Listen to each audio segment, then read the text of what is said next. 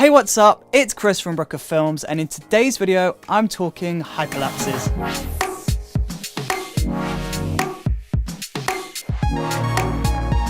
A hyperlapse is like a time lapse, and the technique on how to shoot this is very similar. However, the noticeable difference is that time lapses are static and hyperlapses involve camera movement. So what do you need to shoot a hyperlapse? Well, you need a camera, a time-lapse remote, and a tripod. There are two methods on how to shoot a hyperlapse: the precise method and the lazy method. The precise method uses a tripod, and the lazy method ditches the tripod and opts for a more handheld approach. For hyperlapses during the day, I typically choose the latter option. This is because I can pump up my shutter speed to eliminate the motion blur caused by handheld shooting. If you wanted to combine hyperlapses and long exposure photography, then you would have to use a tripod and use the more precise method, as you want to try and eliminate the motion blur caused by handheld shooting.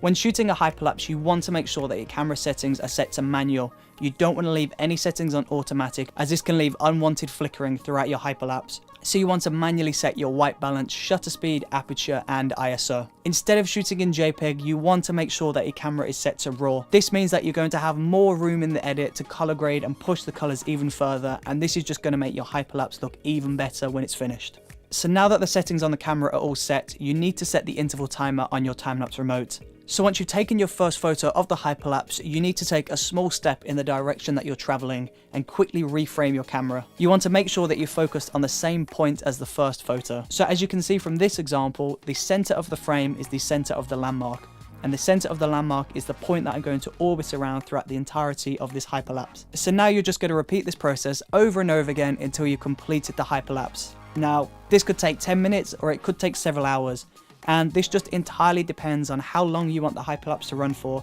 and the interval time between each different photo. So once you've completed the hyperlapse, it's now time to get these onto the computer and drop these into Adobe Lightroom. So let's do it. Okay, so once we've taken all of our photos, we're going to load up Adobe Photoshop Lightroom. And once we're inside Lightroom, we're going to press the Import tab and we're going to navigate to our still images. Okay, so once you found all of your images, you're just going to make sure that all of these are highlighted. And once you're happy with that, we're just going to press import and import them into this here. Okay, so that's just going to take a few seconds to load just because there's quite a few files here. So now that we've got all of our files sitting in Adobe Lightroom, we can now start to color grade and color correct these images. So I'm just going to select the first image and I'm just going to drag that over to the Develop tab. Okay, so now that we've got our image in the Develop tab, I'm just going to do some color grading and color correction on this image. So to begin with, I'm just going to pull the highlights down a little bit. As you can see, it's a little bit overexposed over here. So I'm just going to pull this tab down a little bit.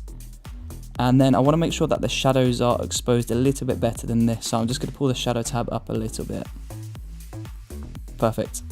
And then I'm just going to pull the exposure up a tad. And then I'm just going to crush the blacks a little bit by pulling on the contrast a bit. There we go. Perfect. Okay, so now I want to add some more color into this. So I'm just going to adjust the vibrance. So I'm going to come down to the vibrance tab and I'm just going to pull the slider across to the right till we get to a point where I'm happy. And I'm very happy with that. Once you're happy with your image, now we need to copy these settings. So I'm just going to go over to this copy button on the left. I'm going to push copy. I'm going to make sure everything here is selected and then I'm going to press copy. Okay, so from here I can go back into the library tab and I'm going to select all of these images at once. So I'm going to do that by pressing Command A and then I'm just going to sync the settings. So I'm just going to come down to this button on the right, press sync settings, make sure all of these are selected as we did in the previous setting, and I'm just going to press synchronize. So when all of these files have received the color grade, we need to export these back into a JPEG format. So I'm going to make sure all of these are selected by pressing Command A, and then I'm going to press export. Okay, so now that the images have been exported from Adobe Lightroom, we need to load up our editor of choice. And for this example, I'm going to use Adobe Premiere Pro. We want to start by coming down to the Import Media to Start tab, and we're just going to double click, and we're just going to create a new sequence. And I'm just going to rename this to Hyperlapse. And then I'm just going to go over to the Settings tab and I'm going to make sure that the time base is 23.976 frames per second. I'm going to make sure that the frame size is 1920 by 1080, square pixels, and then everything else there is completely fine. So I'm going to press OK. Okay, so from here we need to import our still images. So I'm just going to go back over to this tab over here. I'm going to double click and I'm going to press Import. Once you've navigated your way to all of your files, you just see them in your Finder looking something like this. Now, rather than selecting all of them and importing them frame by frame, we're going to import them as a sequence. So you just want to select the first image, come down to the Options tab and just press Image Sequence. Make sure that's ticked. And then we're going to press Import.